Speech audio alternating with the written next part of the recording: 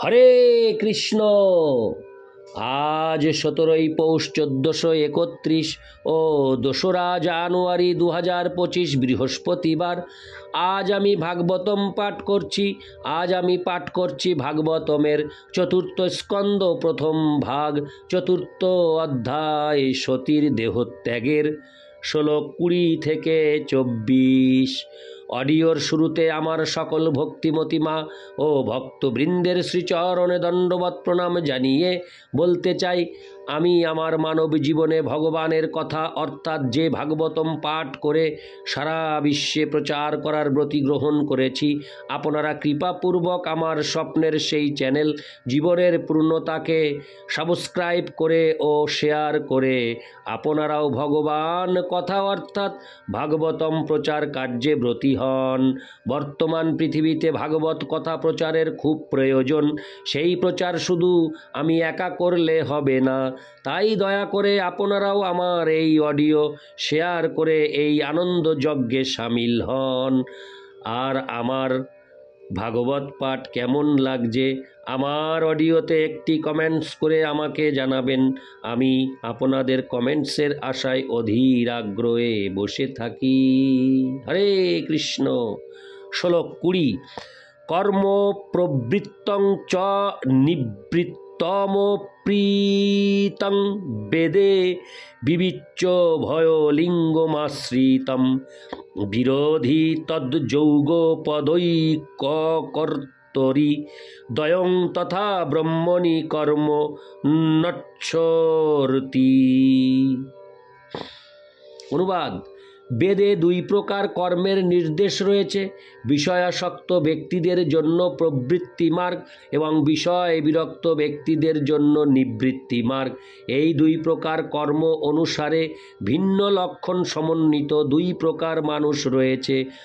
যদি কেউ একই ব্যক্তিতে দুই প্রকার কর্ম দেখতে চান তাহলে পরস্পর বিরোধী হবে, কিন্তু যিনি চিন্ময় স্তরে অবস্থিত তিনি এই দুই প্রকার কার্যকলাপই উপেক্ষা করেন। তাৎপর্য: বৈদিক কর্ম এমনইভাবে পরিকল্পিত হয়েছে যে এই জড় জগতে ভোগ করতে এসেছে যে বদ্ধজীব, সে বেদের নির্দেশ অনুসরণ করার ফলে জড় সুখ ভোগ করার পর চরমে বিষয়ের প্রতি বিরক্ত হয়ে চিৎ জগতে প্রবেশ করার যোগ্যতা অর্জন করতে পারে।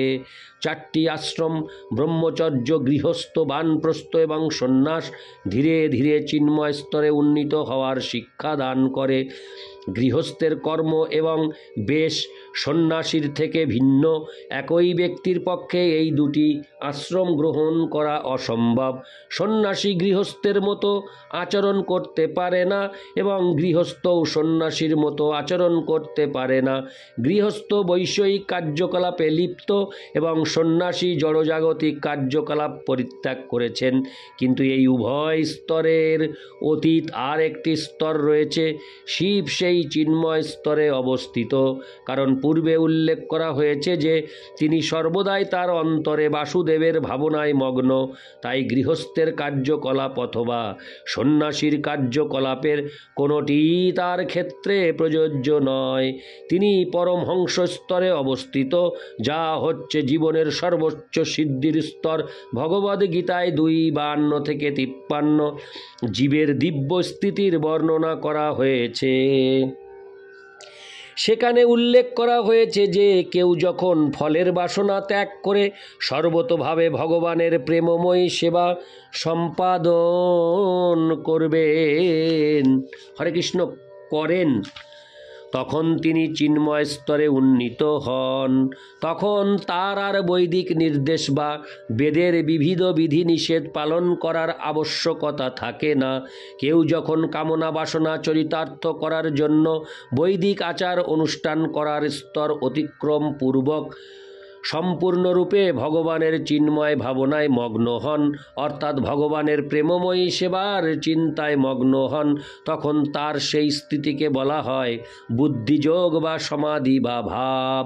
যে ব্যক্তি এই স্তর প্রাপ্ত হয়েছেন তার ক্ষেত্রে বেদের প্রবৃত্তি মার্গ অথবা নিবৃত্তি মার্গ কোনোটিই প্রযোজ্য নয়। ইতি শ্লোক 20। শ্লোক 21। মাহ বহ পদব্য পিতরস্যদাস্তিতা যা যজ্ঞশালাসু ন ধূমবর্তদ্ভি তদন্ন তৃপ্তৈরসু ভৃদ্ভিরীড়িতা অব্যক্তলিঙ্গা অবধূত সেবিতা। অনুবাদ: হে পিতা, আমাদের কাছে যে ঐশ্বর্য রয়েছে তা আপনার এবং আপনার তোষামোদকারীদের কল্পনারও অতীত। যারা মহান যজ্ঞ অনুষ্ঠান করে সকাম কর্মে প্রবৃত্ত হয় তারা কেবল যজ্ঞান্ন ভোজন করে তাদের দেহের আবশ্যকতাগুলি চরিতার্থ করার ব্যাপারে মগ্ন থাকে। কিন্তু আমরা কেবল ইচ্ছার দ্বারা আমাদের ঐশ্বর্য প্রদর্শন করতে পারি। বিষয়ের প্রতি অনাসক্ত তত্ত্ববেত্তা পুরুষেরাই কেবল সেই প্রকার ঐশ্বর্য লাভ করতে পারেন। তাৎপর্য: সতীর পিতা দক্ষ মনে করেছিলেন যে প্রতিষ্ঠা এবং ঐশ্বর্য উভয় ক্ষেত্রেই তিনি অত্যন্ত উন্নত ছিলেন এবং তিনি তার কন্যাকে এমন এক ব্যক্তির হস্তে সম্প্রদান করেছিলেন যিনি কেবল দরিদ্রই নন, অধিকন্তু সমস্ত সংস্কৃতিবিহীন ছিলেন। তার পিতা হয়তো মনে করেছিলেন যে যদিও তার কন্যা ছিলেন পরম সাধ্বী এবং পতিপরায়ণা, কিন্তু তার পতির অবস্থা ছিল অত্যন্ত শোচনীয়। তার সেই ভ্রান্ত ধারণা নিরসন করার জন্য সতী বলেছিলেন যে তার পতির যে ঐশ্বর্য আছে তা দক্ষ এবং সকাম কর্মে লিপ্ত তার তোষামোদকারী অনুগামীদের মতো জড়বাদীদের পক্ষে অনুমান করাও সম্ভব নয়। হরে কৃষ্ণ, পক্ষে অনুমান করাও অসম্ভব। তার পতির স্থিতি ছিল ভিন্ন। তিনি ছিলেন সর্ব ঐশ্বর্য সমন্বিত, কিন্তু তা সত্ত্বেও তিনি তা প্রদর্শন করতে চাননি। তাই এই প্রকার ঐশ্বর্যকে বলা হয় অব্যক্ত বা অপ্রকাশিত। কিন্তু যদি প্রয়োজন হতো তাহলে কেবল ইচ্ছার দ্বারা শিব তার আশ্চর্যজনক ঐশ্বর্য প্রদর্শন করতে পারতেন এবং সেই প্রকার ঘটনার ইঙ্গিত তিনি এখানে দিয়েছিলেন, কারণ তা অচিরেই ঘটতে যাচ্ছিল। শিবের যে ঐশ্বর্য তা কেবল বৈরাগ্য এবং ভগবৎ প্রেমের দ্বারা উপভোগ করা যায়, ইন্দ্রিয় তৃপ্তির পন্থার ভৌতিক প্রদর্শনে নয়। এই প্রকার ঐশ্বর্যের অধিকারী হচ্ছেন চতুষ্ষণ, নারদ, শিবাদি মহাপুরুষগণ, অন্যেরা নয়। এই শ্লোকে বৈদিক সকাম কর্মের অনুষ্ঠানকারীদের নিন্দা করা হয়েছে। তাদের এখানে ধূমবর্তভী বলে বর্ণনা করা হয়েছে, অর্থাৎ যারা যজ্ঞের অবশিষ্ট অন্নের দ্বারা জীবিকা নির্বাহ করে। যজ্ঞে দুই প্রকার অন্ন নিবেদন করা হয়। একটি হচ্ছে সকাম আনুষ্ঠানিক যজ্ঞে নিবেদিত অন্ন এবং অন্যটি হচ্ছে বিষ্ণুকে নিবেদিত অন্ন, যা সর্বোত্তম। যদিও যজ্ঞবেদিতে কিছু বিষ্ণুই হচ্ছেন সর্বতোভাবে মুখ্য দেবতা, কিন্তু সকাম অনুষ্ঠানের লক্ষ্য হচ্ছে বিভিন্ন দেবদেবীদের সন্তুষ্টি বিধান করার মাধ্যমে কিছু জড়জাগতিক সমৃদ্ধি লাভ করা। কিন্তু প্রকৃত যজ্ঞের উদ্দেশ্য হচ্ছে ভগবান শ্রী বিষ্ণুর সন্তুষ্টি বিধান করা এবং এই প্রকার যজ্ঞের অবশিষ্ট ভগবদ ভক্তির পথে উন্নতি সাধনের জন্য লাভজনক। বিষ্ণু ব্যতীত অন্য কোনো উদ্দেশ্যে অনুষ্ঠিত যজ্ঞের দ্বারা পারমার্থিক উন্নতি সাধন অত্যন্ত মন্থর এবং তাই এই শ্লোকে তার নিন্দা করা হয়েছে। শ্রীল বিশ্বনাথ চক্রবর্তী ঠাকুর সকাম যজ্ঞের অনুষ্ঠাতাদের কাকের সঙ্গে তুলনা করেছেন, কারণ কাক আবর্জনার পাত্রে ফেলে দেওয়া উচ্ছিষ্ট দ্রব্য আহার করে আনন্দ উপভোগ করে। সতী সেই যজ্ঞে উপস্থিত সমস্ত ব্রাহ্মণদেরও নিন্দা করেছেন। রাজা দক্ষ এবং তার তোষামোদকারীরা শিবের অবস্থান বুঝে থাকুক, অথবা না বুঝে থাকুক, সতী তার পিতাকে বোঝাতে চেয়েছিলেন যে তিনি যেন তার পতিকে ঐশ্বর্যহীন বলে মনে না করেন। শিবের পরম অনুরক্তা পত্নী সতী শিবের উপাসকদের সব রকম জড় ঐশ্বর্য প্রদান করেন। সেই তত্ত্বের বিশ্লেষণ শ্রীমদ্ভাগবতের 10ম স্কন্ধে করা হয়েছে। কখনো কখনো শিবের উপাসকদের বিষ্ণুর উপাসকদের থেকেও অধিক ঐশ্বর্যশালী বলে মনে হয়, কারণ দুর্গা বা সতী জড় জগতের অধ্যক্ষা হওয়ার ফলে তার পতিকে মহিমান্বিত করার জন্য শিবের উপাসকদের সমস্ত জড় ঐশ্বর্য প্রদান করেন। কিন্তু বিষ্ণুর উপাসকদের উদ্দেশ্য হচ্ছে আধ্যাত্মিক উন্নতি সাধন করা, এবং তাই তাদের ক্ষেত্রে কখনো কখনো জড় ঐশ্বর্য হ্রাস পেতে দেখা যায়। এই সমস্ত বিষয় 10ম স্কন্ধে খুব সুন্দরভাবে আলোচনা করা হয়েছে। ইতি শ্লোক 21। শ্লোক 22। নৈতেন দেহেন হরে কৃতাগশ দেহোদ্ভবেনালমলং কুজন্মনা। হরে কৃষ্ণ। কুজন্মনা ব্রীড়া মমাভূত কুজন প্রসঙ্গতস্তজ্জন্ম দিগোজো মহতামবদ্ধকৃত। অনুবাদ: আপনি শিবের চরণ কমলে অপরাধ করেছেন এবং দুর্ভাগ্যবশত আমার এই শরীর আপনার থেকে উৎপন্ন হয়েছে। আপনার সঙ্গে আমার এই দৈহিক সম্পর্কের ফলে আমি অত্যন্ত লজ্জিত। মহাপুরুষদের চরণ কমলের প্রতি অপরাধী ব্যক্তির সঙ্গে সম্পর্কের ফলে আমার এই দেহ দূষিত হয়েছে বলে আমি নিজেকে ধিক্কার দিই। তাৎপর্য: শিব হচ্ছেন সমস্ত বিষ্ণু ভক্তদের মধ্যে শ্রেষ্ঠ। বলা হয়েছে বৈষ্ণবানাং যথা শম্ভু। শম্ভু বা শিব হচ্ছেন সর্বশ্রেষ্ঠ বৈষ্ণব। পূর্ববর্তী শ্লোকে সতী বর্ণনা করেছেন যে শিব শুদ্ধ বসুদেব সত্ত্বে অবস্থিত হওয়ার ফলে সর্বদাই চিন্ময় স্তরে অধিষ্ঠিত। বসুদেব হচ্ছে সেই অবস্থা যার থেকে শ্রীকৃষ্ণ বা বাসুদেবের জন্ম হয়। সুতরাং শিব হচ্ছেন শ্রীকৃষ্ণের শ্রেষ্ঠ ভক্ত এবং সতীর আচরণ আদর্শ স্বরূপ। কারণ ভগবান শ্রীবিষ্ণু অথবা তার ভক্তের নিন্দা কখনোই সহ্য করা উচিত নয়। শিবের সঙ্গিনী হওয়ার ফলে সতীর ক্ষোভ হয়নি। হরে কৃষ্ণ। শিবের সঙ্গিনী হওয়ার ফলে সতীর ক্ষোভ হয়নি, কিন্তু এই জন্য হয়েছিল যে তার দেহ শিবের শ্রীপাদ পদ্মে অপরাধী দক্ষের সঙ্গে সম্পর্কিত ছিল, তাই নিজেকে ধিক্কার দিয়েছেন। কারণ দক্ষ থেকে তার সেই শরীরের জন্ম হয়েছিল। ইতি শ্লোক 22। শ্লোক 23।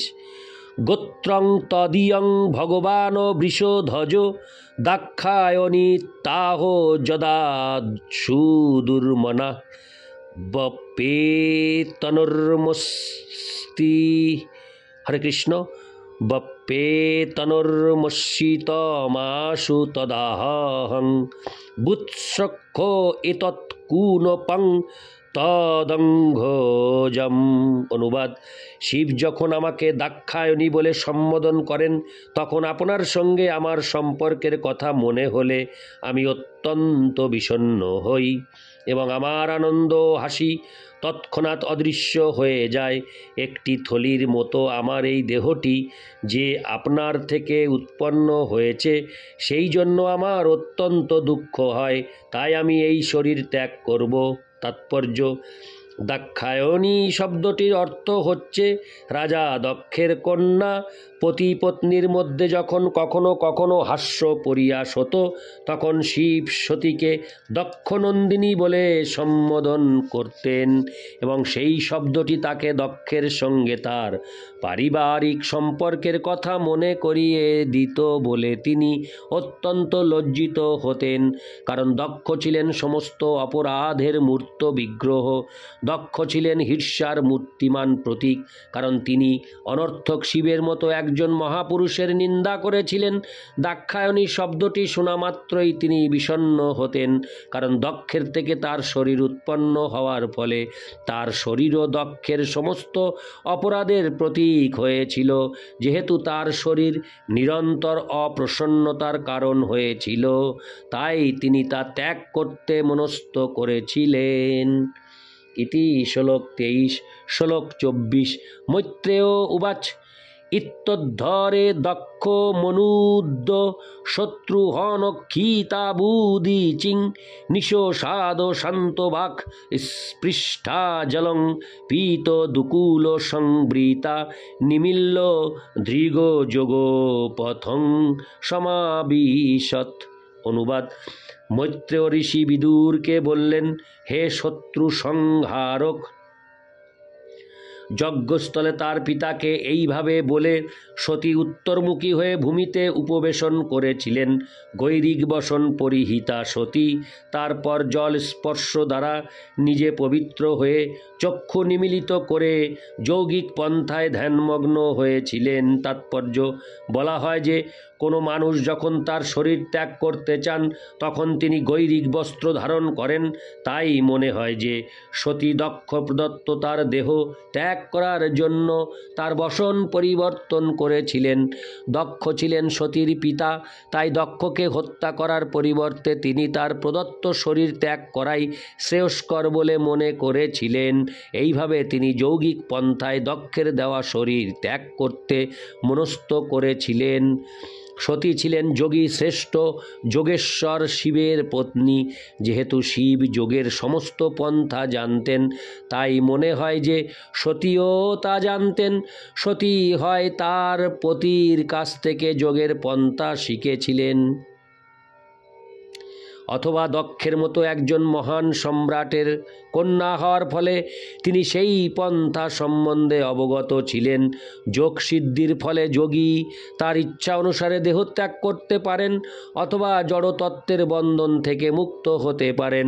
সিদ্ধ যোগীরা প্রকৃতির নিয়মে মৃত্যুর অধীন নন। এই প্রকার সিদ্ধ যোগীরা তাদের ইচ্ছা অনুসারে দেহত্যাগ করতে পারেন। সাধারণত যোগীরা প্রথমে দেহের অভ্যন্তরে বায়ুকে নিয়ন্ত্রিত করেন এবং তার ফলে আত্মাকে মস্তিষ্কের উপরে নিয়ে আসেন। তারপর দেহ যখন অগ্নিশিখায় প্রজ্বলিত হয় তখন যোগী তার ইচ্ছা অনুসারে যে কোনো স্থানে যেতে পারেন।